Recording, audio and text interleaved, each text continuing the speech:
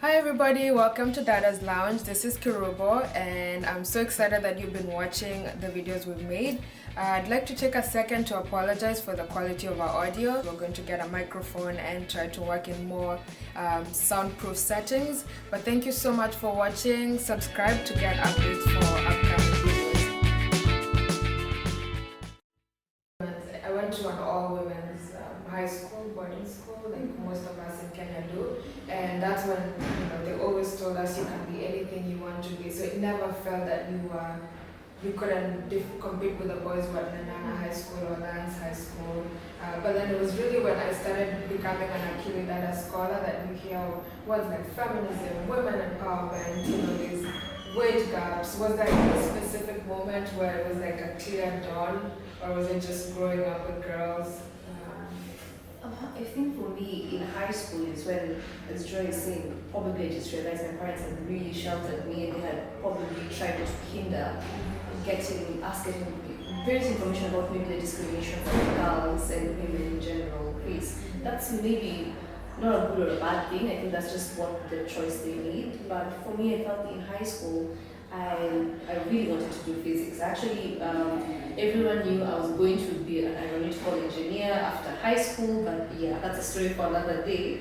But I just felt my physics teacher was very, very particular about who would do his subject. And I also, as most of us probably went, high school is predominantly a one kind of gender school. So I went to an all-girls school.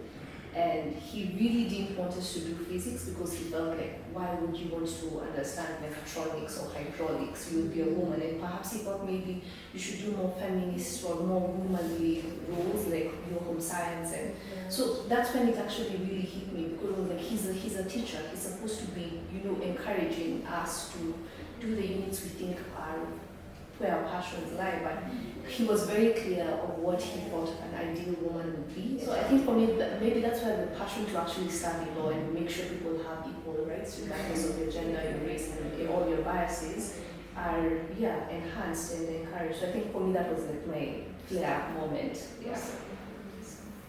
I don't know if I had that moment, because growing up in the village, you observe these things. It's not as clear and as defined as it becomes as you grow up, but it was very clear. You could see, after high school, a family, say you have candidates, a boy and a girl, the boy is prioritized in terms of going to high school. So if the girl did make the grades, and he probably did make the grades, because when you come from school, you have to do house chores, you have to take care of your brother, you have to take care of the whole family, and still do your studies. So you find it's not a priority. So after high school, most girls in the village you go for what hairdressing, just do something not really tangible. So they don't look at what more can you do, and even exposing you to that other level. So when I was in campus, when I would come back from my holidays, I would just take my time, talk to the girls in primary school, talk to those who had at least got a chance to go to secondary school, and just see how much that little effort made, just inspiring them to know there's more than, just your village. There's more to look up to, there's more to work hard to. So it, slowly that it became more and more like that, what, with the little you have, there's so much to be done. I've not had one aha moment. I think it's just observing the little things. Before I started actually working in a women's empowerment space, some things I was, let's say, blind to or numb to. Like the simple things. Let me give you a simple example. Everywhere I go today, whether it's with family or with friends, the number one question I get asked is, why are you not married? And when I look at my male friends, nobody asks them that question. And everybody gives me that look like it's almost like there's something wrong with you. The fact that you've gone to school, you're working, you're earning, and you're still single. Like, what's wrong with that? And now is when I'm asking myself, wait a minute, my male counterparts, I never asked that question. It's like, as a girl, you're supposed to follow this line and can't deviate from it. But as a guy, you can do whatever you want. Another example is even just the basic things, like when we watch our news, especially in the private sector, male politicians are given so much leeway to do whatever they want. They can abuse people, they can embezzle funds, they can do whatever they want, and they'll be forgiven. But if a woman politician does the same thing, her punishment is like 50 times worse than her male counterpart.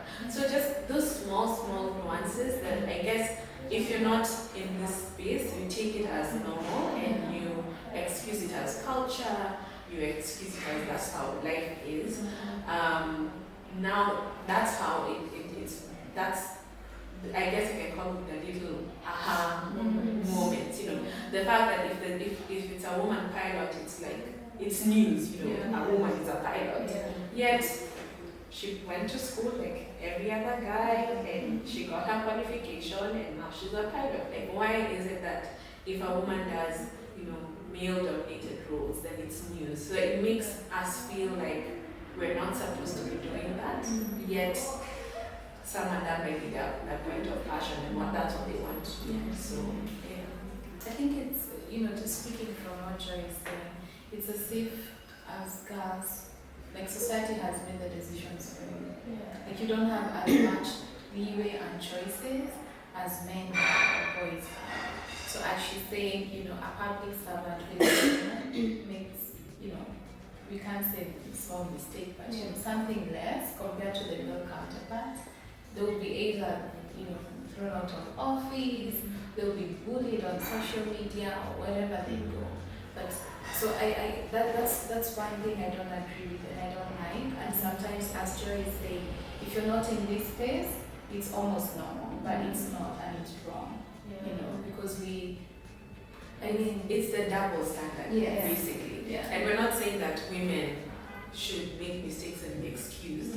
It's just that the same measuring that we use when people make mistakes, for example, whether you're a guy or a girl, it should be the same.